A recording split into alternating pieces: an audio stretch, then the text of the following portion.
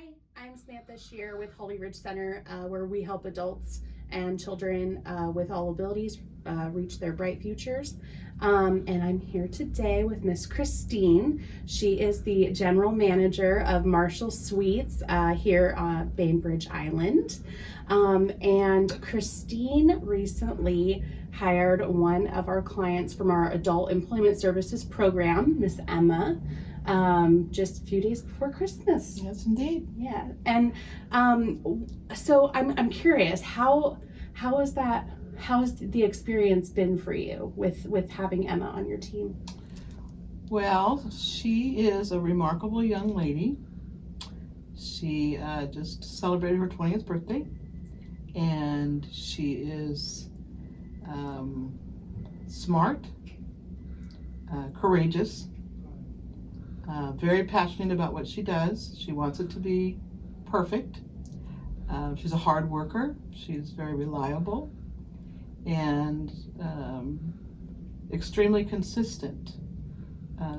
That's the beauty of hiring people with the special gifts that Emma has. Their consistency is remarkable. It's well above the norm. And so once you train and you coach and you test, your product quality is so consistent because she's consistent. So she's just been a real joy to add to our team. I love that. I love that. That's perfect. So I'm curious though, was there anything that you were concerned about when hiring somebody who was what we would say is neurodiverse? So somebody who is not necessarily neurotypical. What did you have any fears or objections about that? Well, I've been pretty blessed in my lifetime. So I actually hired my first team member when I was managing a hotel in Spokane, Washington, and I happened to sit next to a lady with a program similar to yours at a Chamber of Commerce luncheon, and she began to talk about what she does and the challenge she was having finding employers who would take these remarkable people and put them in their business as a team member. And so I just said, well, I have to know more about that. I have to understand that better, because it doesn't make sense to me that if someone has been trained in how to behave in a business setting, comes with a coach, which none of my other employees do, and is devoted to them being successful along with the employer, that is a win-win in my mind. So she was kind enough to bring me in and coach me and teach me and educate me. And so I had two wonderful employees, very much like Emma, for a very long time when I managed hotels in Spokane.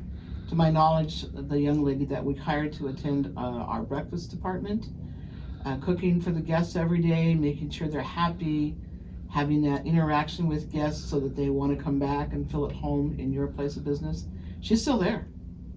And that was 19 years ago. So that's amazing. Josh worked for me for 9 years in Spokane, and then he got a promotion and went to work for Toys R Us, managing the back end of their warehousing. So Awesome. I did not have the same fears I probably would have 20 years ago. Sure. You're always concerned, I'm always concerned, are we going to be a place where Emma or any other person that would come to work from your organization, how can we help them be successful? How can we make sure that it's a positive experience? How can we build their confidence level? How can we build their skill level? How can we get them ready so that if they decide they want to become, another area of life, a vet tech, a nurse, whatever, that we give them some skills they can take with them. We give them some confidence that they can take with them. Meanwhile, I benefit, the hotel benefits, my business benefits, because you have a very dedicated, passionate, consistent employee. There's no losing in any of this.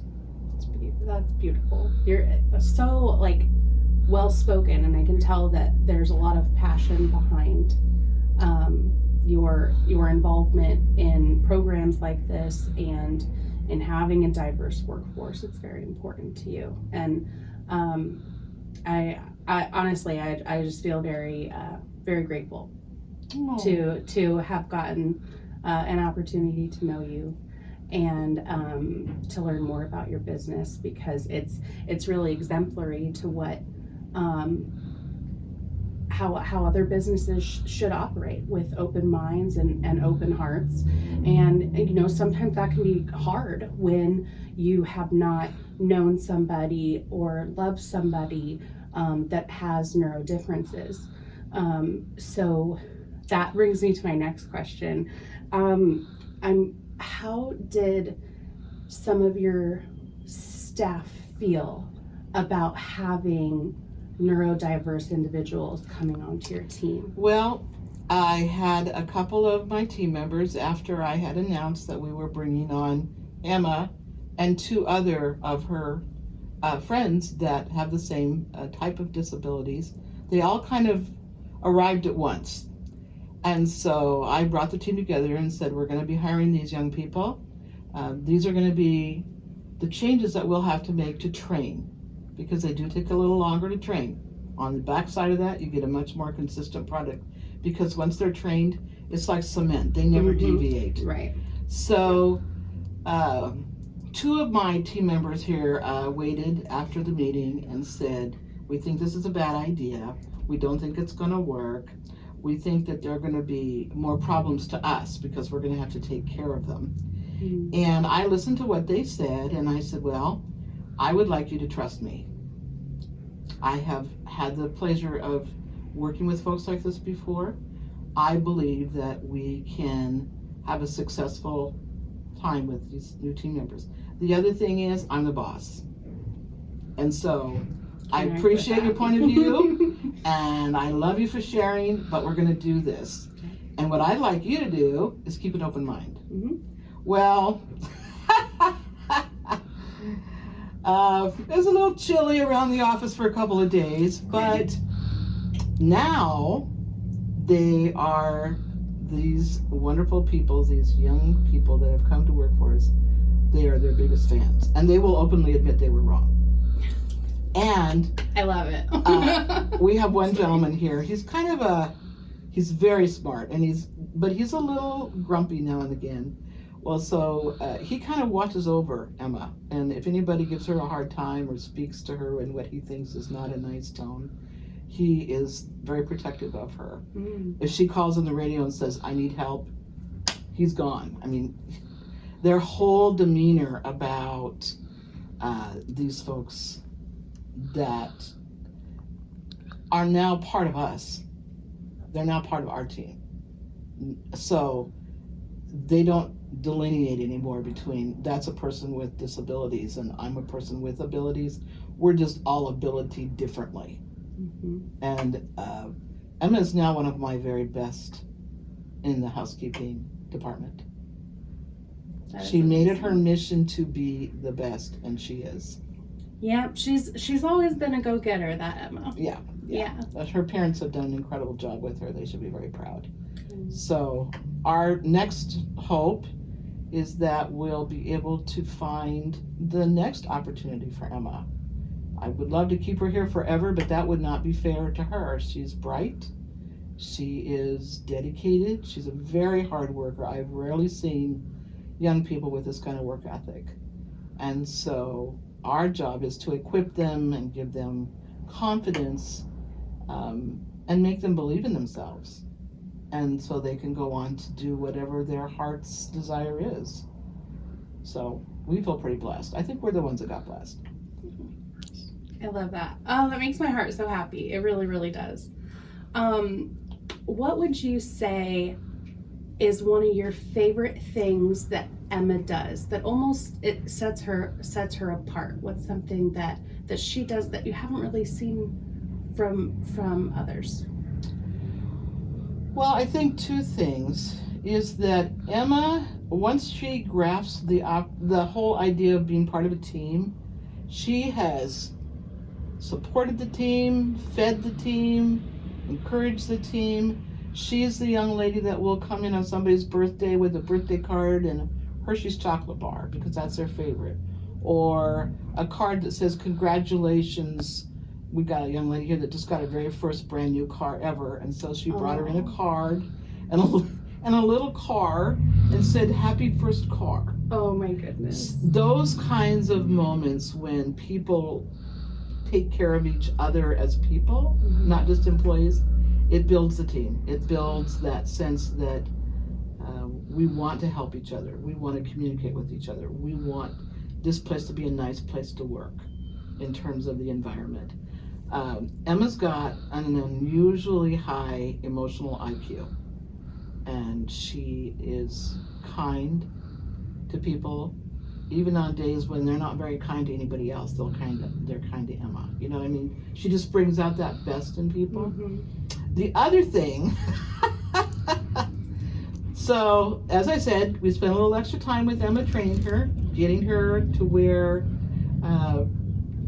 the quality standards of the hotel, in terms of cleanliness, in terms of attention to detail, in terms of guest comfort, all those have to be in place before she can sign off on her work.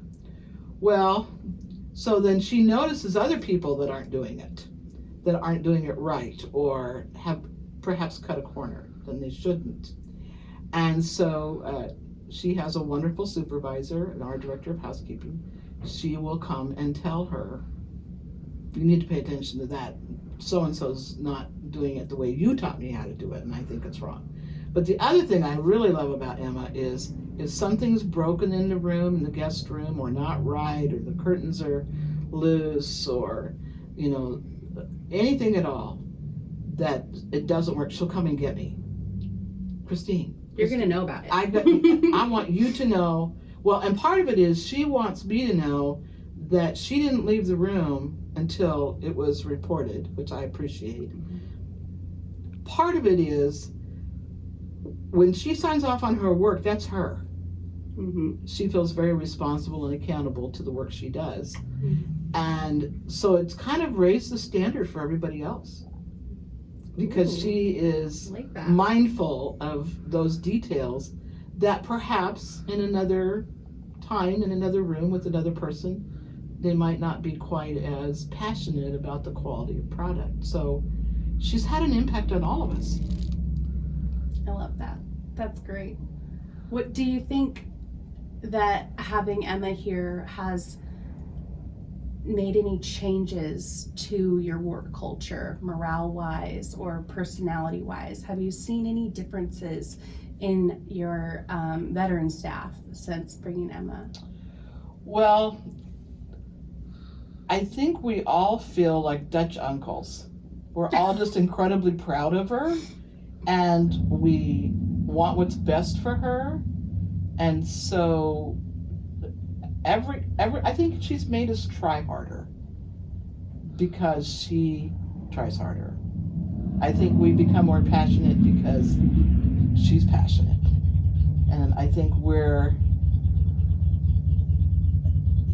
to operate at a lower level is just not doable with her around, you know, because she's up here and she keeps up here, and her determination, her skills, her timing, her attention to detail, and without ever being high-handed about it, she kind of sets the standard. We trained her to a standard, and it is, as I said, it's cement. And so there's no cutting corners, there's no dilly-dallying around, there's no using a different chemical when you're supposed to use this chemical. Do you know what I mean? Yeah. And she's very gracious with our guests. It took a while because she was a little shy, but she's very gracious with them, and she's one of my best people in the housekeeping department. And that's a credit to her. I don't think it's a credit to us. I think it's a credit to her. That's fantastic. Fantastic.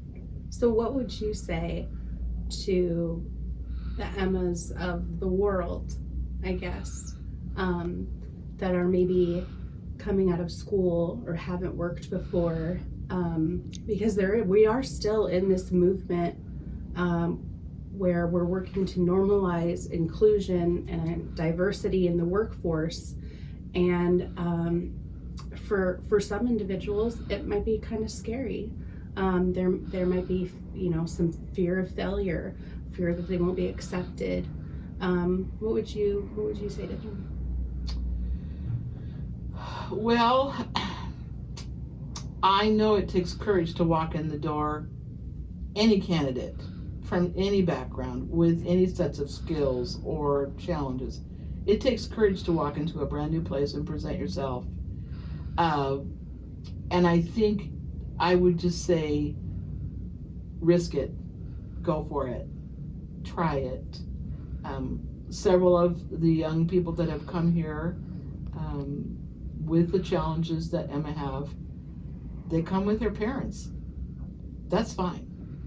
If I had invested my whole life in a child like that, I would come too. So I think if you need to bring your mom and dad or your sister or your brother or your teacher or you, then do that, but don't not do it. You can't live your whole life in fear. The other thing is, I think we as human beings always determine that whatever it is, it will be the worst. Of course, yeah. But what if it's better? What if it's better? Mm-hmm. So I encourage young people that think, oh my gosh, I can't do that because it'll be this and I'm not that. What if it's better? Just have faith that, particularly now, we are still in a place where it is very difficult as employers running businesses to find high quality help, to find people that care, to find people that are consistent, reliable, on time, want to do a good job, want to learn. We are not in that place where we just have so many candidates out there that we can afford to overlook anybody. So I think that anyone coming out of school in a program like Emma, don't sell yourself short, because the market needs you. Mm-hmm. And I don't know that they ever hear that or understand that, but yes, we want to be inclusive of all kinds of people. Yes, we want to have a very diverse employee population. And yes, the marketplace needs everyone. There's no room to cast somebody aside in this day and age, because we have so many people that have made other life choices that choose not to work, or to choose to work differently, or choose to work remotely. The hospitality industry, the restaurant industry, the retail industry, all those service industries are still people to people. We have to have people to take care of people. So I would say we need them. Come on down. I love it. I love the way that you started that. You said everybody has those feelings of fear. And that's kind of the message that we're trying to get out, is normalizing the togetherness of everybody. Everybody is nervous about these things. Employers take risk when they hire anybody, really, right? Mm-hmm. It's not just a person with a disability. It doesn't matter who comes in your door, Well, and I think too that, yes, I'm an employer. Yes, I run a business here. I also live here. This is my home. So you have to ask yourself, what kind of a world do you want? You want one where everybody is segregated behind the door like it used to be in the old days because they weren't normal? Or do you want to find out, these people are just awesome. These young people are amazing. So I come at it from a couple of different perspectives, but that's the one that has my heart. I live here. This is my community. So the Emmas that come to us from whatever program in the area, I think we have a responsibility to make it as good as we can. We're not perfect. We don't have all the opportunities in the world, but we can do our part. We can get them ready for their next step. And we benefit in the meantime with incredibly gifted people that work here. They bring who they are, their joy, their hard work, their attention to detail, their concern for the employer's well-being. How many employees do you know are concerned for their employer's well-being? It's broken. My guest won't like it. This doesn't work. I don't want it to be a problem for somebody else. That attitude, how do you not love that attitude? Because employers don't get that from everyone. So I think I would love to have 50 Emmas. I would love to have 100 Emmas if I could. Because yes, it's the quality of the work. Yes, we're trying to make money. Yes, we're trying to build a business. I don't know how you do that without good people. And she's amazing.